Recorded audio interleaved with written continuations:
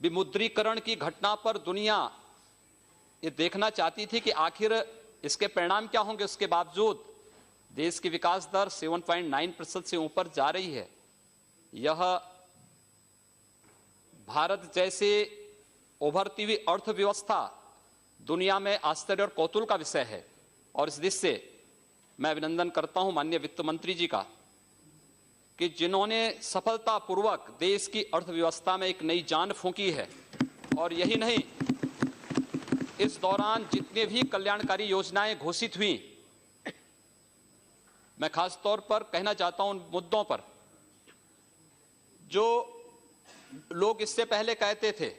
2014 के पूर्व तमाम प्रकार की भ्रांतियां पैदा की जाती थी, तमाम प्रकार के भ्रम पैदा किए जाते थे, लेकिन चुनाव के दौरान भी और उसके बाद भी माननीय प्रधानमंत्री जी ने पूरी दृढ़ता के साथ जिन बातों को कहा कि हमारी सरकार इस देश के किसानों के लिए, इस देश के गरीबों के लिए समर्पित होगी, उसमें कोई जाति, कोई मत, कोई पंथ या कोई मजहब नहीं, बल्कि इस देश के उस आम नागरिक के लिए समर्पित होकर के कार्य करेगी जो वास्तव में इस देश में विकास का सही मायने में हकदार है। और उस तक पहुंचाने के लिए जिस प्रकार का कार्य किया, महोदया, मुझे याद है 1996-98 के दौरान कुछ प्राकृतिक आपदाओं से पीड़ित किसानों के बीच में मुझे जाने का अवसर प्राप्त हुआ था। उस दौरान मैं देखता था कि सरकार चेक देती थी उन किसानों को 1000 रुपए की, तो 1000 रुपए का जो चेक उन किसानों को मिलता था, उन किसानों के पास अपने खाते नहीं होते थे। बैंक में जाते थे तो बैंक उनको कहता था कि खाता आपके पास नहीं है, आप पहले 500 रुपया जमा करिए, तब तुम्हारा ये चेक जमा हो पाएगा बैंक में। किसी सरकार ने नहीं सोचा, लेकिन जनधन योजना के माध्यम से इस देश के अंदर 25 करोड़ गरीबों के परिवारों के खाते खोलना, यह देश के गरीबों के प्रति इस सरकार की सोच को प्रदर्शित करता है, जो आम नागरिक के लिए, उसमें हर जाति के लोग थे, हर मत, हर लिंग से जुड़े हुए लोग थे, कोई भेदभाव किसी के साथ नहीं हुआ। इस सरकार ने उसके बाद जो योजनाएं घोषित की, चाहे वो डिजिटल इंडिया का हो, स्टार्टअप इंडिया का रहा हो, स्टैंड अप इंडिया का हो, इस देश के युवाओं के स्वावलंबन के लिए प्रधानमंत्री मुद्रा बैंक योजना की शुरुआत कितनी अच्छी योजना थी। इस देश की महिलाओं के लिए समर्पित प्रधानमंत्री उज्ज्वला योजना, गांव में हम लोगों को जाने का अवसर प्राप्त होता है और आज एक गांव की गृहिणी इस बात को कहती है कि अब मुझे इस बात की चिंता नहीं कि लकड़ी नहीं मिलेगी या बरसात के कारण अगर ईंधन उसे प्राप्त नहीं होगा तो उसके घर में रसोई नहीं जलेगी, क्योंकि प्रधानमंत्री जी ने उसके घर तक उज्ज्वला योजना के अंतर्गत रसोई गैस पहुंचा दिया है। कल्याणकारी योजनाओं को किस हद तक पहुंचाने का कार्य और किस तत्परता के साथ हुआ है। इस 2.5-3 वर्ष के दौरान जितनी कल्याणकारी योजनाएं इस देश के अंदर, विकास की योजनाएं जिस तत्परता के साथ प्रारंभ की गई, वह देश और दुनिया में एक आदर्श मॉडल के रूप में भारत सबके सामने प्रस्तुत हुआ है। और इसलिए मैं आप, जब वित्त विधेयक पर चर्चा हो रही है, इस देश का पूर्वी भारत विकास के पैमाने पर हमेशा पिछड़ता जाता था, उपेक्षित था, कोई उनके बारे में नहीं सोचता था। मैं स्वयं पूर्वी उत्तर प्रदेश से 1998 से लगातार इस सदन में चुन करके आता हूं और आता रहा, हम अपनी बात को कहते रहे, कोई सुनता नहीं था। 26 वर्षों से गोरखपुर का फर्टिलाइजर कारखाना बंद था। जब भी हम लोग अपनी बात को रखते थे तो कहते थे इसके बारे में कोई पॉलिसी बनाएंगे, बंद उद्योग को कैसे चला पाएंगे।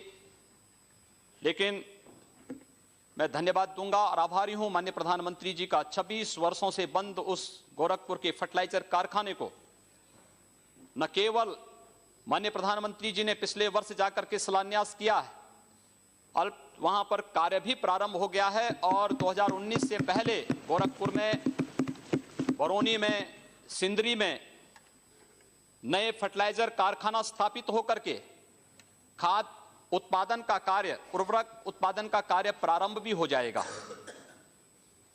पूर्वी उत्तर प्रदेश में मैं इस सदन में लगातार चिल्लाता था।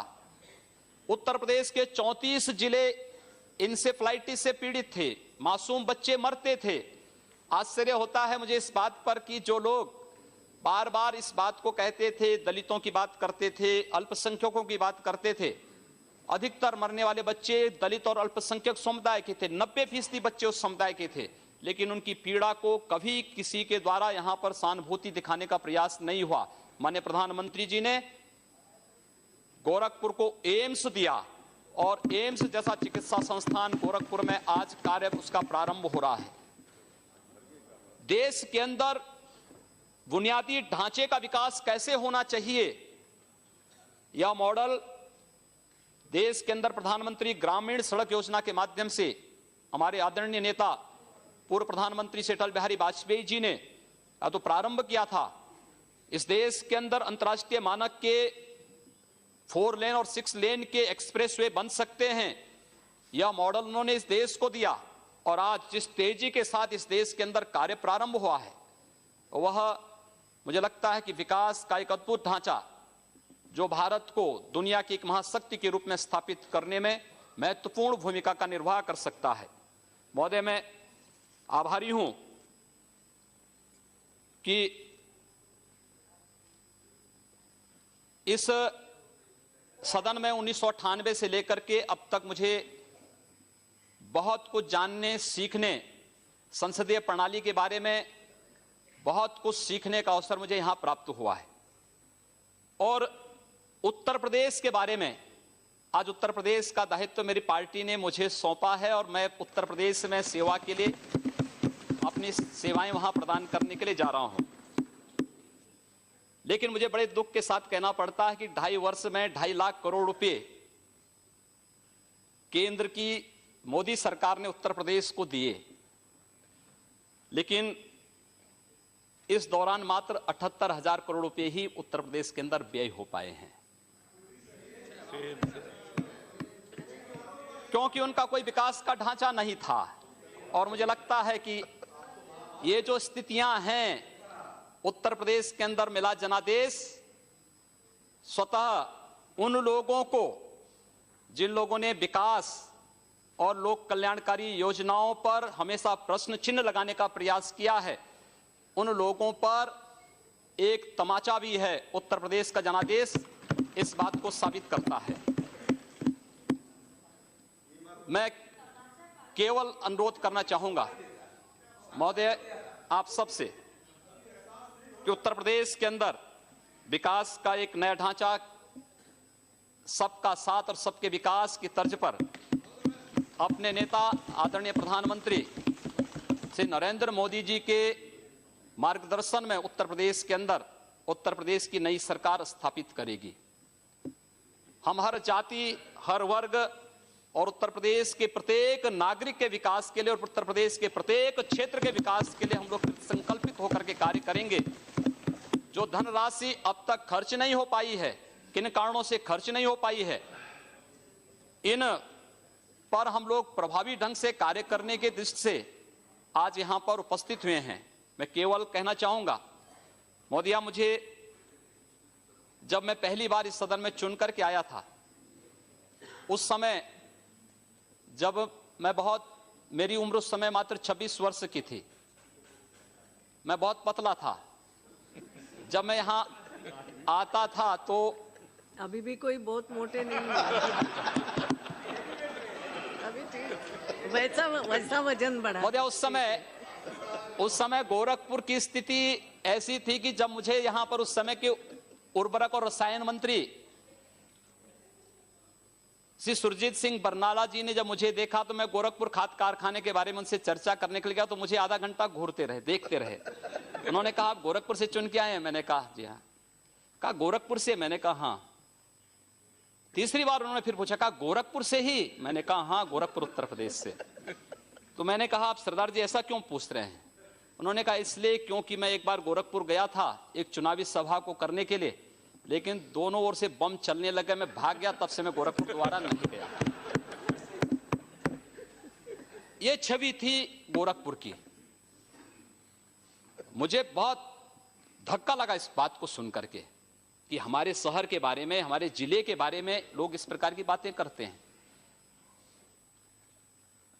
मैं गोरखपुर गया, मैंने गोरखपुर के सभी व्यापारिक संगठनों को, सांस्कृतिक और सामाजिक संगठनों को बिठाया।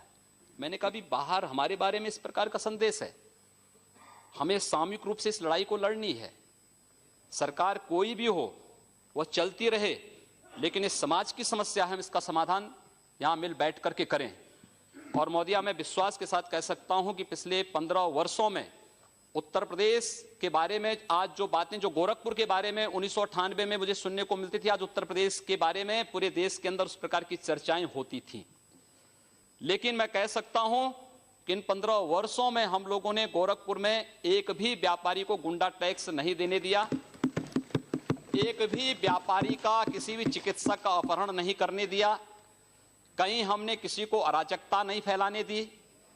5 वर्ष में उत्तर प्रदेश के अंदर 403 दंगे हुए, हमारे पूर्वी उत्तर प्रदेश में एक भी दंगा नहीं हुआ है। और हम फिर कह सकते हैं कि अब उत्तर प्रदेश में भी इस प्रकार की स्थिति हम लोग स्थापित करने में सफल होंगे, कोई संदेह इसमें किसी को नहीं होना चाहिए। और मैं इस बात को और भी पुरजोर तरीके से इसलिए कहना चाहूंगा, लोग मेरी उम्र के बारे में कह सकते हैं, मैं आदरणीय राहुल जी से 1 वर्ष छोटा हूं। खड़के जी, राहुल जी यहां पर सदन में नहीं हैं, मैं उनसे 1 वर्ष छोटा हूं उम्र में, और मुलायम सिंह जी की पार्टी के कोई यहां नहीं है। अखिलेश यादव से 1 वर्ष बड़ा हूं।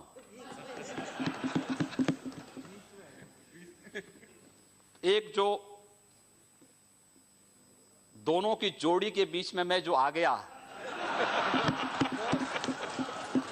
मुझे लगता है कि यह आपकी विफलता का एक बड़ा कारण हो सकता है। लेकिन मैं आप सबको आमंत्रित करूंगा, आप सबका प्यार और स्नेह, आप बोल सकते हैं। अरे क्यों?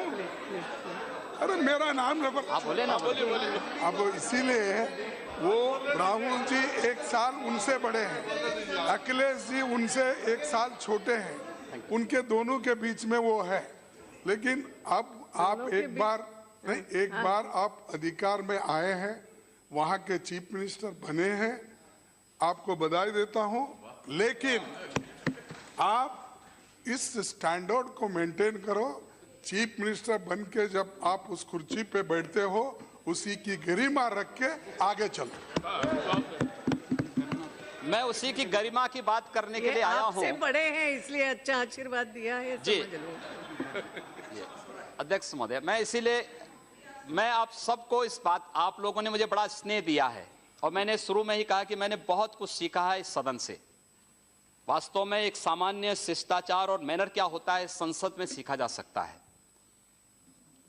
हम लोग, जब मैं पहली बार चुना गया था सांसद, तो मैं इस बात के लिए थोड़ा अंदर से संकित था कि पता नहीं कैसा व्यवहार होता है। लेकिन जैसे ही हम लोग संसद परिसर में प्रवेश किए, यहाँ के एक एक कर्मचारी का जो सद्व्यवहार था, जो शिष्टाचार था, और वह केवल सदन में हम लोग यहाँ पर बहुत बार वह देखने लायक है, वो समाज को बताने लायक है, क्योंकि बाहर हमारे बारे में बड़ी भ्रांत धारणाएं पैदा की जाती हैं।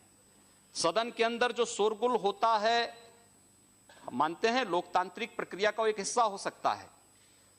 हम लोग बहुत बार, हमारी जो आपस में बहस होती है उसमें बहुत वाद विवाद हो जाता है, लेकिन बाहर हम लोग जब गैलरी में मिलते हैं तो एक दूसरे से गले मिलते हुए दिखाई देते हैं। हम सारी चीजों को फिर यहीं पर छोड़ करके बाहर वही सद्भावनाएं हमारे बीच में होती हैं। और मैं इस सब से, इसीलिए आप पूरे सदन से मैं इस बात को कहना चाहूंगा कि हमारी पार्टी ने, हमारे नेता ने मुझे जो दायित्व दिया है, मैं आप सबको आमंत्रित करूंगा उत्तर प्रदेश में। आप उत्तर प्रदेश में आए, स्वागत होगा आप सबका। उत्तर प्रदेश आदरणीय प्रधानमंत्री जी के सपनों का प्रदेश होगा, देश का उत्कृष्ट प्रदेश होगा, भ्रष्टाचार मुक्त प्रदेश होगा, दंगों से मुक्त प्रदेश होगा, अराजकता और गुंडागिर्दी से मुक्त प्रदेश होगा। और उत्तर प्रदेश में हम विकास का एक ऐसा मॉडल देंगे कि उत्तर प्रदेश के नौजवानों को पलायन नहीं करना पड़ेगा। उत्तर प्रदेश में माताओं और बहनों को अपनी सुरक्षा के लिए कहीं गुहार नहीं करना पड़ेगा।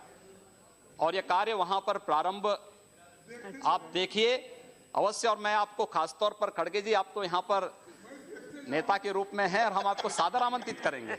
मैं पूरे सदन को आमंत्रित करूंगा कि वह उत्तर प्रदेश में आए और उत्तर प्रदेश में आप देखते रहिए बहुत कुछ बंदी होने जा रही है वहां।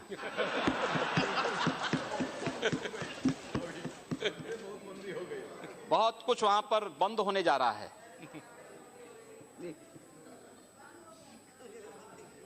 अध्यक्ष जी, आपने भी हम लोगों को बड़ा स्नेह दिया है इस सदन में, और